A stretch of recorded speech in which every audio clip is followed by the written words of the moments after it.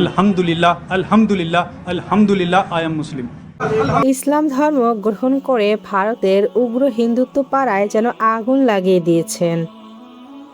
উত্তরপ্রদেশের শ্যামলী জেলার এক প্রভাবশালী হিন্দু পরিবারের সন্তান আয়ুষ মালিক বাপদাদার কোটি কোটি টাকার পারিবারিক প্রাচুর্য আর ক্ষমতার বলয়কে তুচ্ছ করে ইসলামকে বুকে টেনে নিয়েছেন ৩১ বছর বয়সী এই যুবক, এবং তিনি তার নতুন নাম রেখেছেন মোহাম্মদ আলী।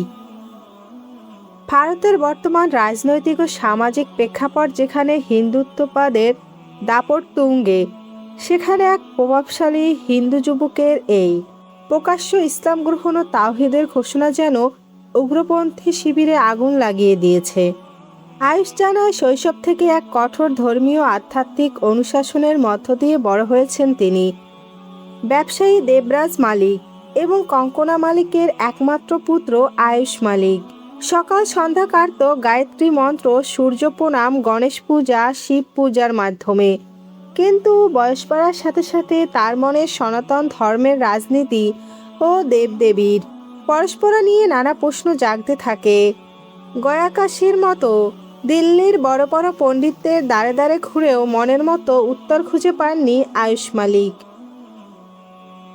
ঠিক তখনই তিনি শুরু করেন তুলনামূলক ধর্মতত্ত্ব নিয়ে গভীর পড়াশোনা। আর এই অনুসন্ধানের পথে কোরআনের হৃদয় শীতল করা বাণী এবং রিসালাত সম্পর্কে কোমল তথ্য তার সব অন্ধকার দূর করে দেয়। এবং ২০২২ সালে কালিমা পাঠ করে ইসলাম গ্রহণ করেন আয়ুষ মালিক। আয়ুষ জানান, ছোটবেলা থেকে সনাতন ধর্ম নিয়ে বেশ প্রশ্ন ছিল তার, এবং ইসলাম ধর্মের প্রতি ছোটবেলা থেকেই দুর্বলতা ছিল, এবং তার জীবনে বড় পরিবর্তন আসে ২০১৮ সালে। ওই সময় পায়ে চোট পাওয়ার কারণে থেরাপি নিতে গিয়ে একটি স্থানীয় হাসপাতালের জিম ট্রেইনার এবং ফিজিওথেরাপিস্ট চাঁদনি নামে এক মুসলিম তরুণীর সাথে তার পরিচয় হয়। চাঁদনির ভাই মোহাম্মদ আবার কাকতালীয়ভাবে আয়ুষদের পারিবারিক ঔষধের দোকানে কাজ করতেন। এই পরিচয়ের সূত্র ধরেই দুজনের মধ্যে গভীর সম্পর্ক গড়ে ওঠে। এরপর নিজের দীর্ঘদিনের ধর্মীয় উপলব্ধি থেকে ২০২২ সালে আয়ুষ ইসলাম ধর্ম গ্রহণ করেন এবং পরবর্তীতে দিল্লিতে গিয়ে একটি মসজিদে সম্পূর্ণ শরিয়া মোতাবেক চাঁদনি কুরেশিকে বিয়ে করেন।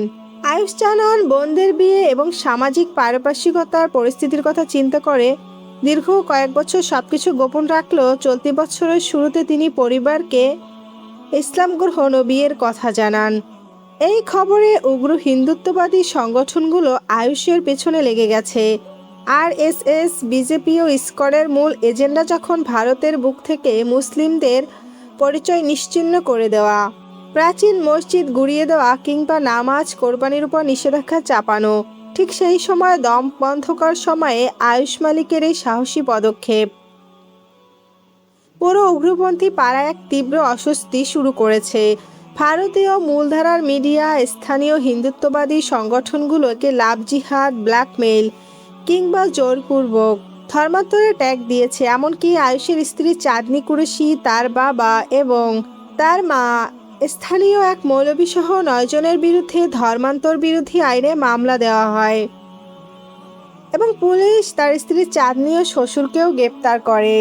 তবে উগ্রপন্থীদের সমস্ত ছক এবং প্রশাসনের তৈরি করা সাজানো বয়ানকে ধুলোয় মিশিয়ে দিয়েছেন আয়ুষ মালিক।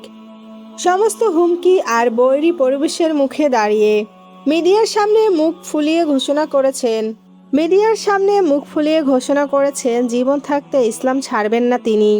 এমনকি তাকে সম্পত্তিচ্যুত করলেও তার কিছু আসে যায় না।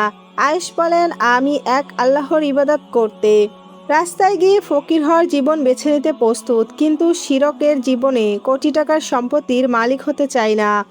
এমনকি রাসূলুল্লাহ সাল্লাল্লাহু আলাইহি সাল্লামের ঐতিহাসিক বাণীর প্রতিধ্বনি করে তিনি সাফ জানিয়ে দিয়েছেন, তাকে যদি এক হাতে সূর্য এবং অন্য হাতে চাঁদ এনে দিলেও তিনি তার এই সত্য পথ থেকে বিচ্যুত হবেন না।